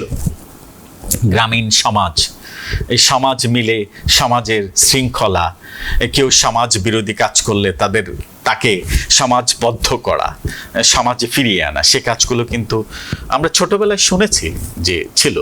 এখন কিন্তু কমিউনিটি মুভমেন্ট থেকে আমরা টোটালি দূরে সরে এসেছি। পাশের ফ্ল্যাটে কে থাকে আমরা তাকে চিনি না, আমরা তাকে চেনার চেষ্টা করি না। জাপানে এটা ইম্পসিবল টাস্ক। জাপানে আপনি নতুন একটা অ্যাপার্টমেন্টে যখন থাকতে যাবেন, যেটা ফার্স্ট যে কাজটা করতে হয়, আমি নিজেও সেটা করেছি। সে প্র্যাকটিসটা কি করেছি, আমি যে অ্যাপার্টমেন্টে উঠবো আমাকে কিন্তু আগেই জানতে হবে সেই অ্যাপার্টমেন্টে কয়টা ফ্যামিলি থাকে, আমি জেনে নিব। এবং যেদিন আমি প্রথম দিন থাকতে যাব, আমি ফর এক্সাম্পল ওই অ্যাপার্টমেন্টে যদি 15টা ফ্যামিলি থাকে, আমি 15টা ফ্যামিলিটির জন্য 15টা গিফট নিয়ে যাব। এবং গিফটের কোনো এমন না যে আপনাকে দামি গিফট নিয়ে যেতে হবে, আপনি প্রয়োজনে 15টা চকলেট নিয়ে যান, কিন্তু আপনি নিজে যে এদের সাথে ইন্ট্রোডিউস হতে হবে। এবং আবার আমি থাকার পরে যে আসছে সেও কিন্তু একই কাজটা করছে। নক করে যে কি বলা, ওদেরকে গ্রিট করা, বলা যে আমি এই অ্যাপার্টমেন্টে নতুন এসেছি, আপনাদের প্রতিবেশী হয়ে এসেছি, আজকের দিন থেকে আপনাদের সাথে একসাথে থাকতে চাই, সো আমি নতুন এসেছি, আপনাদের সহযোগিতা চাই বলে একটা গিফট দেওয়া। আপনি নিজে পরিচিত হলেন, উনিও জানলেন আপনি কে, আপনিও জানলেন আপনার নেইবার কে। এভাবে কিন্তু প্রত্যেকে এভাবে করছে। কাজী কোন অ্যাপার্টমেন্টে কত নাম্বারে কোন প্রফেশনাল লোক থাকে ওরা সবাই জানে। এবং সেটার দায়িত্ব কিন্তু প্রথম যিনি আসেন তিনি সবার সাথে পরিচয় হবেন। আবার যাওয়ার সময় সেটা বলে যাওয়ার সময় যখন বলে যায় তখন সবাই মিলে তাকে একটা ফেয়ারওয়েল দেয়। আর প্রথম আসার সময় আপনি সবাইকে পরিচিত হলেন। এই যে একটা কালচার, সেটা কিন্তু আমি ওই কালচার থেকে শেখা কালচার। এটা কিন্তু আমরা শুরু করতে পারি। আজকে আমাদের সোসাইটিতে যেটা বললাম যে পাশের অ্যাপার্টমেন্টে কে থাকে সে জানে না, চেনে না। একটা অকারেন্স যখন হয় আমরা জানি না। But for social security, for socialisation, যেটাই আপনি বলতে চান আপনার পাশের অ্যাপার্টমেন্টে আসলে কে থাকছে, সেটা কিন্তু আপনি সিকিউরিটির কোশ্চেনই বলেন, সোশ্যালাইজেশনের ব্যাপারেই বলেন, আমাদের কিন্তু জানা উচিত। আমরা কি সেটা করছি? That should start. আমরা কিন্তু এই কালচারটা জাপান থেকে ইম্পোর্ট করতে পারি এবং শুরু করে দিতে পারি। নিশ্চয়ই আপনারা এই কালচারটাকে আপনারা বলবেন না strange culture. This is very welcoming culture that we can start and practise with. এমনই ভাবে অনেক কিছু আজকে জাপান আপনি যেখানেই যান এত সুন্দর, এত পরিচ্ছন্ন, ক্লিন, পরিপাটি। কেন? এটা কি গভর্নমেন্ট এসে করে দিচ্ছে? জাপানের পুলিশ ডিপার্টমেন্ট এসে করে দিচ্ছে? না, community movement. And police department and state organize this, they take care of this, they assist them. So আসলে সবার সমন্বিত প্রয়াসেই সেটা হয়ে থাকে। অন্তবিহীন পথে চলাই জীবন, শুধু জীবনের কথা বলাই জীবন। অন্তবিহীন পথে চলাই জীবন, শুধু জীবনের কথা বলাই জীবন। ওদের যে ব্যাপারটা আছে চেইন অফ কমান্ড, যেটা আমি জাপানিজ সোসাইটিতে দেখেছি, I really am impressed about this. তাদের মধ্যে সেটা আছে।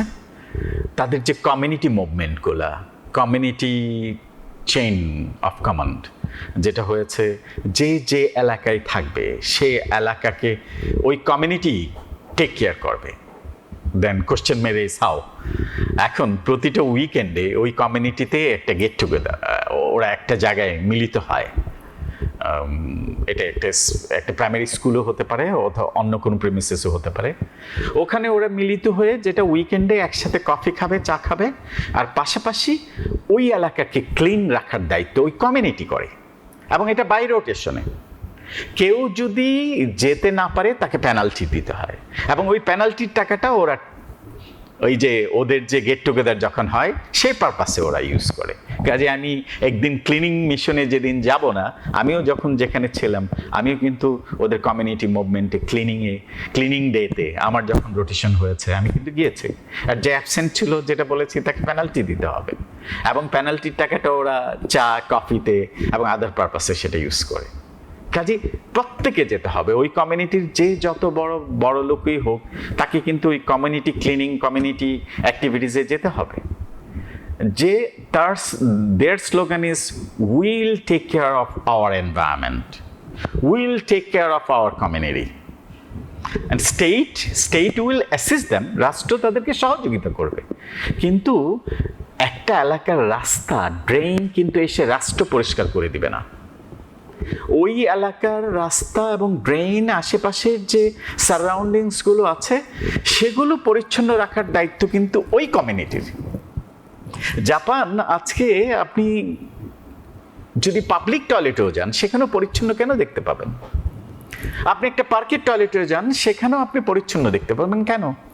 সেটা কিন্তু সব রাষ্ট্র এসে করে দিচ্ছে না।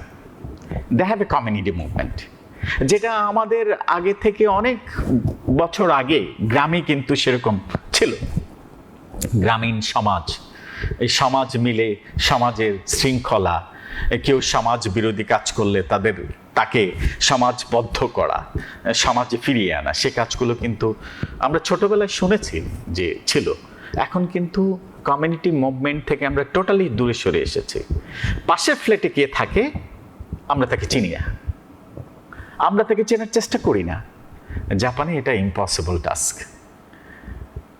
জাপানে আপনি নতুন একটা অ্যাপার্টমেন্টে যখন থাকতে যাবেন, যেটা ফার্স্ট যে কাজটা করতে হয়, আমি নিজেও সেটা করেছি, সে প্র্যাকটিসটা কি করেছি, আমি যে অ্যাপার্টমেন্টে উঠবো আমাকে কিন্তু আগেই জানতে হবে সেই অ্যাপার্টমেন্টে কয়টা ফ্যামিলি থাকে, আমি জেনে নিব।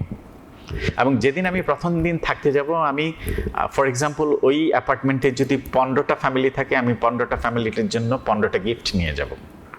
এবং গিফটের কোনো এমন না যে আপনাকে দামি গিফট নিয়ে যেতে হবে, আপনি প্রয়োজনে 15টা চকলেট নিয়ে যান, কিন্তু আপনি নিজে যে এদের সাথে ইন্ট্রোডিউস হতে হবে। এবং আবার আমি থাকার পরে যে আসছে সেও কিন্তু একই কাজটা করছে, নক করে যে কি বলা, ওদেরকে গ্রিট করা, বলা যে আমি এই অ্যাপার্টমেন্টে নতুন এসেছি, আপনাদের প্রতিবেশী হয়ে এসেছি, আজকের দিন থেকে আপনাদের সাথে একসাথে থাকতে চাই, সো আমি নতুন এসেছি, আপনাদের সহযোগিতা চাই বলে একটা গিফট দেওয়া। আপনি নিজে পরিচিত হলেন, উনিও জানলেন আপনি কে, আপনিও জানলেন আপনার নেইবারকে। এভাবে কিন্তু প্রত্যেকে এভাবে করছে। কাজেই কোন অ্যাপার্টমেন্টে কত নাম্বারে কোন প্রফেশনাল লোক থাকে ওরা সবাই জানে, এবং সেটার দায়িত্ব কিন্তু প্রথম যিনি আসেন তিনি সবার সাথে পরিচয় হবেন। আবার যাওয়ার সময় সেটা বলে যাওয়া, যাওয়ার সময় যখন বলে যায় তখন সবাই মিলে তাকে একটা ফেয়ারওয়েল দেয়। আর প্রথম আসার সময় আপনি সবাইকে পরিচিত হলেন। এই যে একটা কালচার, সেটা কিন্তু আমি ওই কালচার থেকে শেখা কালচার। এটা কিন্তু আমরা শুরু করতে পারি। আজকে আমাদের সোসাইটিতে যেটা বললাম যে পাশের অ্যাপার্টমেন্টে কে থাকে সে জানে না, চেনে না, একটা অকারেন্স যখন হয় আমরা জানি না। But for social security, for socialisation, যেটাই আপনি বলতে চান আপনার পাশের অ্যাপার্টমেন্টে আসলে কে থাকছে, সেটা কিন্তু আপনি সিকিউরিটির কোশ্চেনই বলেন, সোশ্যালাইজেশনের ব্যাপারেই বলেন, আমাদের কিন্তু জানা উচিত। আমরা কি সেটা করছি? That should start. আমরা কিন্তু এই কালচারটা জাপান থেকে ইম্পোর্ট করতে পারি এবং শুরু করে দিতে পারি। নিশ্চয়ই আপনারা এই কালচারটাকে আপনারা বলবেন না strange culture. This is very welcoming culture that we can start and practise with. এমনইভাবে অনেক কিছু আজকে জাপান, আপনি যেখানেই যান এত সুন্দর, এত পরিচ্ছন্ন, ক্লিন, পরিপাটি। কেন? এটা কি গভর্নমেন্ট এসে করে দিচ্ছে? জাপানের পুলিশ ডিপার্টমেন্ট এসে করে দিচ্ছে? না, community movement. And police department and state organize this, they take care of this, they assist them. So আসলে সবার সমন্বিত প্রয়াসে সেটা হয়ে থাকে। এমনইভাবে আরো অনেক কিছু আছে যেগুলো বলতে গেলে আসলে সময় ফুরিয়ে যাবে, কিন্তু কথা শেষ হবে না। অন্তবিহীন পথে চলাই জীবন, শুধু জীবনের কথা বলাই জীবন।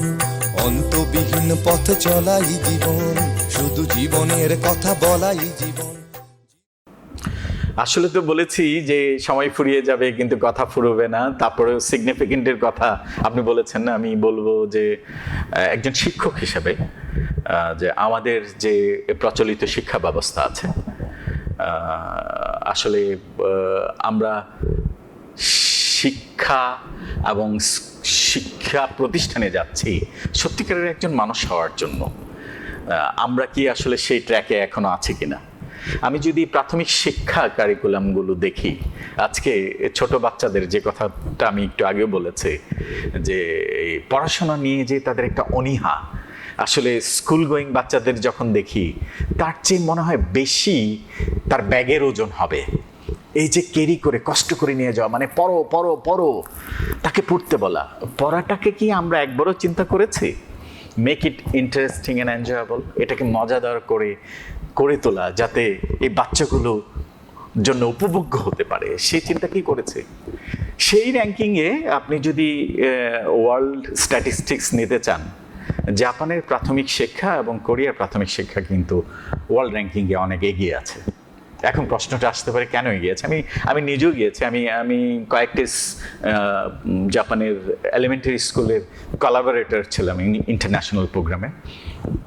এটা ওরা জাপান দেখেন, ওরা চিন্তা করেছে যে ফরেন স্টুডেন্টগুলো যে সিটিতে আছে ওদেরকে ওরা স্কুলে ইনভাইট করতো। And I was also invited teacher as a guest teacher, যেটা সিটি গভর্নমেন্ট অর্গানাইজটা করে। গভর্নমেন্টের একটা প্রোগ্রাম আছে, government had given instruction to the city government. City government এটা অর্গানাইজ করে এবং প্রত্যেকটি স্কুলের সাথে ওরা ট্যাগ করে দেয়। একটা ইউনিভার্সিটিতে ফর এক্সাম্পল 50 জন যদি ফরেন স্টুডেন্ট থাকে, ওরা প্রাইমারি স্কুলের সাথে, এলিমেন্টারি স্কুলের সাথে ট্যাগ করে দেবে। এবং আমরা যতবার স্কুল ভিজিটে যাচ্ছি ওরা কিন্তু আমাদের অনার করছে, ফ্রি অফ কস্টে আমাদের থেকে সময় নিচ্ছে না, কিন্তু ওরা তো সবসময় টাইমকে ভালো দেয়। সেই হিসাবে আমাদেরও একটা এক্সট্রা কি বলবো অনারারিয়ামের সুযোগ ছিল, এবং সেটাকে যে আমরা চাকরি ভেবেছি তা না, আমরা কিন্তু এটাকে এনজয় করেছি।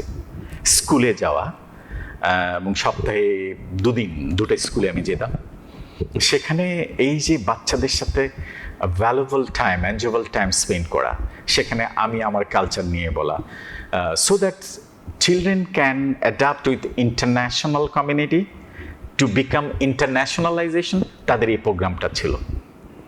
এবং সেটা করতে যে আমি দেখেছি প্রাইমারি স্কুলগুলো কত অর্গানাইজড। ওদের কিন্তু পড়ার প্রেশার আমি দেখিনি, এবং ওদের কিন্তু এমন ছিল না ফার্স্ট গ্রেড থেকে সেকেন্ড গ্রেডে কে ফার্স্ট হয়েছে, ওই র্যাঙ্কিং সিস্টেমই নেই। যেটা আমরা ছোটবেলা থেকে একটা বাচ্চাকে লেভেলিং করে দেই। লেভেলিংটা কি করে দেই? ও ক্লাসের ফার্স্ট বয়, ও ক্লাসের লাস্ট বয়। লাস্ট বয় যে ছেলেটা, সে কিন্তু নিজেকে এক্সপ্লোরই করতে পারেনি। কারণ অ্যাজ পার মেডিকেল সায়েন্স আমরা যেটা জানি, একটা বাচ্চা এক্সপ্লোর হয় 12 বছরে যে এক্সপ্লোর হতে পারে, কিন্তু আমরা যদি 7 বছরে তাকে লেভেলিং করে দিই, he is a poor student, সে কিন্তু he will remain a sport. সে কিন্তু ভাববে যে না, আমি তো ক্লাসে খারাপ ছাত্র। আর যে ভালো স্টুডেন্ট, তার মধ্যে একটা ভূমিকা চলে আসবে যে না, আমি ক্লাসের ফার্স্ট বয়। সে হয়তো পড়াশোনা ভালো করেছে, সে ফার্স্ট বই ভালো করেছে, বাট যে লাস্ট যে ছেলেটা, তার হয়তো অন্যদিকে এক্সপ্লোর করার সুযোগ আছে। এক একজনের ট্যালেন্ট এক এক রকম। কেউ হয়তো গানে ভালো, কেউ আঁকায় ভালো, কেউ স্পোর্টসে ভালো, কেউ লেখায় ভালো, কেউ বলায় ভালো, কেউ শারীরিক কসরতে ভালো। আমাকে সে এক্সপ্লোরের সুযোগটা দিতে হবে। ওদের প্রাইমারি স্কুলে সেটা আছে। ওদের প্রাইমারি স্কুলে পেন্টিং ক্লাব আছে, আর্ট ক্লাব আছে, গেম ক্লাব আছে, গার্ডেনিং ক্লাব আছে, সিঙ্গিং ক্লাব আছে, কুকিং ক্লাব আছে। যে যেভাবে এক্সপ্লোর করতে চায়, আর কোনো র্যাঙ্কিং নাই এখানে। Till junior high school they do not have any ranking. So completed 1 year will promoted second year, completed second year will be promoted in third year. এভাবে এগিয়ে যাবে। ওরা ছোটবেলা থেকে লেভেলিং করছে না। এই যে সিস্টেমটা, কেন ওরা আজকে ওয়ার্ল্ড র্যাঙ্কিংয়ে এগিয়ে আছে প্রাইমারি এডুকেশন, সেকেন্ডারি এডুকেশন? আমরা এখনো, আমি দেখেছি যে ক্লাস 1-এ পড়ার আগে তাকে নার্সারি, প্লে, নার্সারি, কেজি 1, এবং এই যে পড়ার প্রেশার, এবং সেটা থেকে কিন্তু আমাদের বাচ্চাদের পড়ার প্রতি অনীহা। এই অনীহাটাকে দূর করতে হলে আমাকে এটাকে এনজয়েবল, ইন্টারেস্টিং করে তুলতে হবে। স্কুলে একটা বাচ্চা সে শিখছে কিভাবে পাক করতে হয়, কিভাবে হোম ম্যানেজমেন্ট করতে হয়। স্কুলে যে বাচ্চাটা পাক করছে, তাকে কিন্তু একটু খাবার দিয়ে দেওয়া হচ্ছে, সেজন্য তার বাবা মাকে স্কুলে যদি সে কোনো কেক বেক করে, তাকে কিন্তু একটু দিয়ে দেওয়া হচ্ছে, আজকে তুমি তোমার বাবা মাকে নিয়ে দিবা যে তুমি স্কুলে কেক বানিয়েছো। কাজেই if someone completed elementary education, you may consider he is all-rounder. সে পিএসসি করেছে মানে সে allrounder. He can cook, he can manage home, he can know how to deal with other people, he know how to clean his house.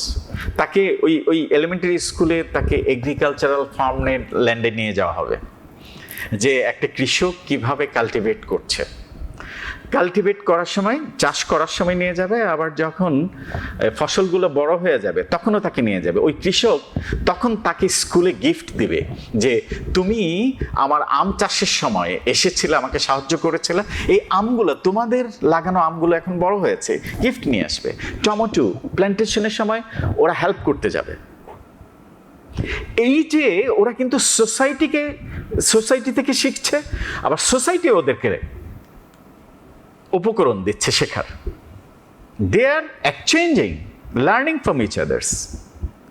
এই জন্য ছোটবেলা থেকে ওরা একটা শিক্ষা নিয়ে বড় হচ্ছে।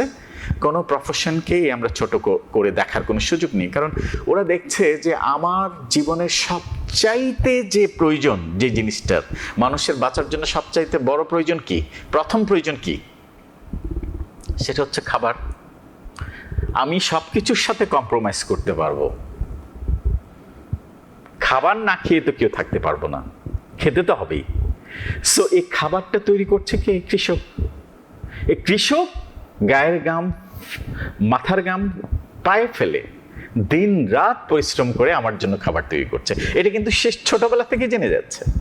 অথচ আমাদের দেশে একটা ছেলে গ্রাজুয়েট হচ্ছে, সে কৃষক যে পরিশ্রম করছে, কৃষক যে তার খাদ্য উপকরণ তৈরি করছে, চাল কোত্থেকে হয় সে জানে না।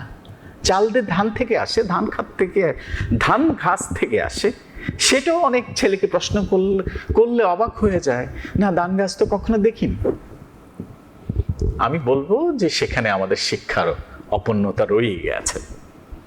ওরা ডিজেবল বাচ্চাদের সাথে ইন্টারাক্ট করার সুযোগ করে দেবে, ওরা সিনিয়র সিটিজেনদের সাথে ইন্টারাক্ট করার সুযোগ এখানে আছে, এবং সিনিয়র সিটিজেনরা স্কুলে আসবে, এসে এদের জীবনের অভিজ্ঞতাগুলো এই বাচ্চাদের সাথে শেয়ার করবে। এবং উইকেন্ডে এদের এমন প্রোগ্রাম আছে, যে প্রফেশনে ছিল, একজন কাঠুরিয়া কাঠমিস্ত্রি, সে কিভাবে তার জীবনে প্রথম কাঠমিস্ত্রি ছিল এবং শেষে এসে সে কতটুকু অভিজ্ঞতা অর্জন করেছে, সেগুলো এসে সে শেয়ার করবে। একজন ইঞ্জিনিয়ার এসে শেয়ার করবে, একজন ডাক্তার এসে শেয়ার করবে। কমিউনিটির সাথে তাদের যে এঙ্গেজমেন্ট আমি দেখেছি, সত্যি অবাক হয়েছে। এমনইভাবে আমি দেখেছি কৃষকদের সাথে, কৃষকদের মধ্যে যে স্ট্রং বন্ডিংস আমরা যেটা দেখি আমাদের গ্রামে, প্রায়ই জমির আইল নিয়ে যুদ্ধে ঝগড়ায় জীবন, কেউ প্রাণ দিয়েছে, কেউ কারো মাথা ফাটিয়েছে, প্রতিনিয়ত এই নিউজগুলো আমাদের দেখতে হয়। ওদের কিন্তু ইরিগেশন নিয়ে কোনো সমস্যাই হচ্ছে না।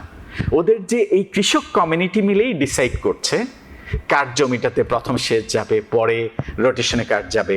আমি কিছুদিন আগেও পত্রিকায় দেখলাম, 3 দিন আগে, যে রোজার মধ্যে ইফতার কিনতে যেয়ে একজনকে কিভাবে নির্মমভাবে পিটিয়ে মেরেছে, কারণ একটাই ছিল, সেচ ব্যবস্থা কে কন্ট্রোল করবে।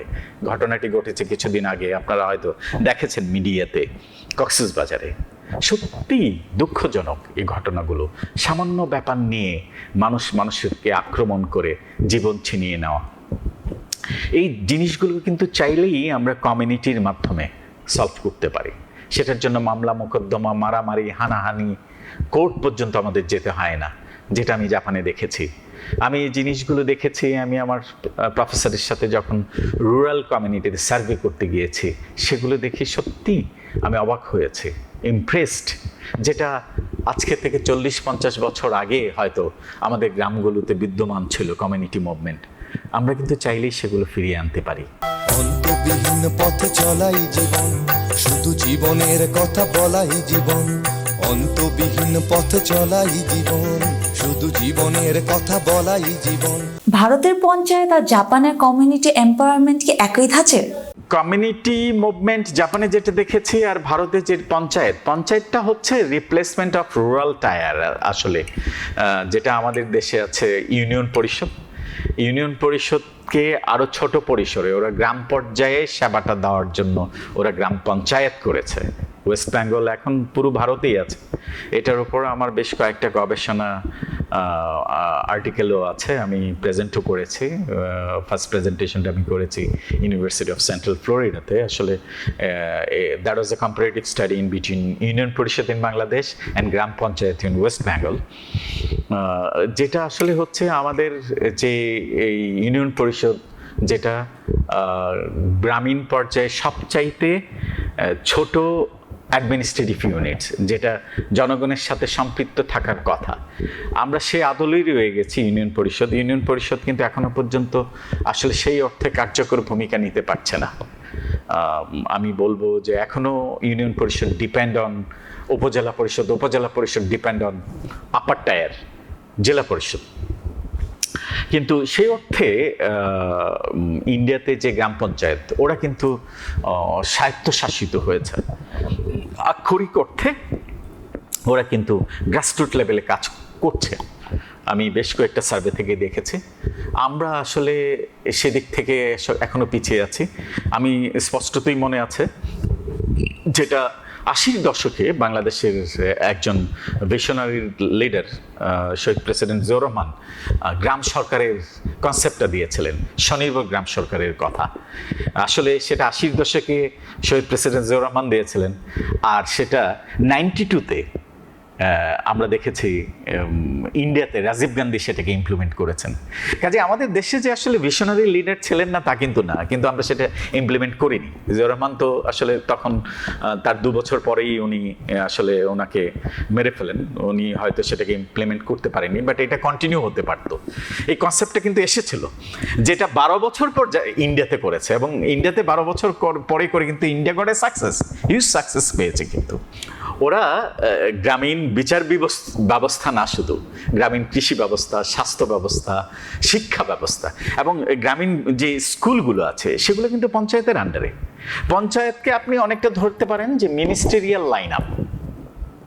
আমাদের যেমন সেন্ট্রালি মিনিস্টার আছে, এই পঞ্চায়েতে হেড অফ পঞ্চায়েত একজন আছে। এই হেড অফ পঞ্চায়েতের আমব্রেলাতে যে 8 জন বা 10 জন মেম্বার হয়। এখন মেম্বার কিন্তু সব জায়গায় ফিক্সড না, যে পঞ্চায়েতের আন্ডারে লোক সংখ্যা বেশি সেখানে মেম্বার নির্বাচিত হয় বেশি। সেখানে মিনিস্টেরিয়াল লাইন আপে একজন মেম্বার যিনি সেচ দেখবেন, সেচ মন্ত্রী যেটাকে আপনি বলতে পারেন, একজন মেম্বার দেখবেন শিক্ষা, একজন মেম্বার দেখবেন স্বাস্থ্য বিষয়ক, একজন মেম্বার দেখবেন সালিশ বিচার বিষয়ক। এইভাবে কিন্তু মিনিস্টেরিয়াল লাইন আপের মতো আছে, এবং সেটাকে টোটালটাকে কোঅর্ডিনেট করেন হেড অফ পঞ্চায়েত। এই সিস্টেমটা সত্যি আসলে ওরা মডেল প্রজেক্ট হিসেবে ওয়েস্ট বেঙ্গল এবং তামিলনাড়ুতে প্রথম শুরু করেছিলেন, এখন কিন্তু ওরা ন্যাশন ওয়াইড করেছেন। কারণ এটার আসলে ইনফ্যাক্ট অনেক স্ট্রেংথ পেয়েছেন বিদায় কিন্তু ইমপ্লিমেন্ট করেছেন। আর আমরা কিন্তু ইউনিয়ন পরিষদ সেই পুরনো আদলেই রয়ে গেছে। ইউনিয়ন পরিষদের কার্যত ক্ষমতা কিন্তু খুবই কম। ইউনিয়ন পরিষদের প্রতিটা কাজের জন্য কিন্তু আপার টায়ারের উপর ডিপেন্ড করতে হয়, অ্যান্ড আপার টায়ার আমাদের দেশে always dominates lower tier, which is opposite to India. India upper tier assist lower tier, upper tier lower টায়ারকে সহযোগিতা করছে, আর আমাদের দেশে আপার টায়ার লয়ার টায়ারকে ডমিনেট করছে। ডমিনেট করলে কিন্তু লয়ার টায়ার ইন্ডিপেন্ডেন্টলি কাজ করতে পারবে না। সত্যিকার অর্থে আমাদের এখানে সেন্ট্রালাইজড এভরিথিং। সব গভর্নমেন্টই, সব রাজনৈতিক দলই নির্বাচনের আগে বলে স্বায়ত্তশাসন দেওয়া হবে, ইন প্র্যাকটিক্যাল কিন্তু স্বায়ত্তশাসন আমাদের দেশে নাই, এখনো কেন্দ্রশাসিতই সবকিছু রয়ে গেছে। অন্তবিহীন পথে চলাই জীবন, শুধু জীবনের কথা বলাই জীবন। অন্তবিহীন পথে চলাই জীবন, শুধু জীবনের কথা বলাই জীবন। স্যার, আপনার জীবনে তো আপনি অনেক সাফল্য অর্জন করেছেন, তো এর পিছনে কাদের সবচেয়ে বড় অবদান রয়েছে? আমার জীবনের এই দীর্ঘ সময় পথ চলা, এত অর্জন, যেটা কোনোদিনই সম্ভব হতো না, সে অসম্ভবকে সম্ভব করার পেছনে সবচাইতে বেশি যারা আমাকে এতটুকু নিয়ে এসেছেন, যাদের কথা না বললেই নয়, আমার মা, আমার বাবা সবসময় প্রেরণা জুগিয়েছেন, সাহস জুগিয়েছেন, শক্তি জুগিয়েছেন। তাছাড়া আমার নানা নানির পরিবার, আমরা ছোটবেলা থেকেই বেড়ে উঠেছি এই নানা নানির পরিবার পাশে থেকেই, যেখানে আমার মামারা, আমার খালাম্মারা সবসময় আমাদের পাশে থেকে অনুপ্রেরণা জুগিয়েছেন, সাহস জুগিয়েছেন আমার ফুফু, যার সবসময় আমাদের পেছনে একটা সাপোর্ট ছিল। অন্তবিহীন পথে চলাই জীবন, শুধু জীবনের কথা বলাই জীবন। অন্তবিহীন পথে চলাই জীবন, শুধু জীবনের কথা বলাই জীবন। সর্বশেষ দর্শকদের উদ্দেশ্যে যদি কিছু বলতেন। আসলে দীর্ঘ সময়ে আলোচনা করেছি, নিজেকে নিয়ে বলেছি, নিজের জীবন নিয়ে বলেছি। উদ্দেশ্য কিন্তু একটাই ছিল, আমার জীবন থেকে, আমার জীবনের অভিজ্ঞতা থেকে যদি ভবিষ্যৎ প্রজন্মের কিছু শেখার থাকে, ট্রাস্ট মি, আমার এতটুকু উদ্দেশ্য ছিল না যে আমি বড় কিছু সেটা বলার। আমি শুধু বলতে চেয়েছি আমার অভিজ্ঞতাগুলো, এই অভিজ্ঞতা থেকে যদি কিছু শেখার থাকে, আমি যে বড় সেটা আমি যদি কোনোভাবে বলে থাকি, সেটার জন্য আমি ক্ষমা চেয়ে নিচ্ছি। আমি নিজেকে ছোট ছিলাম, ছোট আছি এবং ছোট হিসেবেই থাকতে চাই। আমার জীবন থেকে যদি কিছু শেখার থাকে, আর যদি কিছু শিখে থাকেন, পেয়ে থাকেন, সেটাই হবে আমার সার্থকতা। দর্শক, এখানেই আমরা শেষ করে দিচ্ছি আমাদের অনুষ্ঠান। যদি ভালো লেগে থাকে অবশ্যই লাইক এবং কমেন্ট দিয়ে আমাদের জানাবেন। সবাই ভালো থাকবেন, সুস্থ থাকবেন। দেখা হবে আগামী অনুষ্ঠানে। আল্লাহ হাফেজ।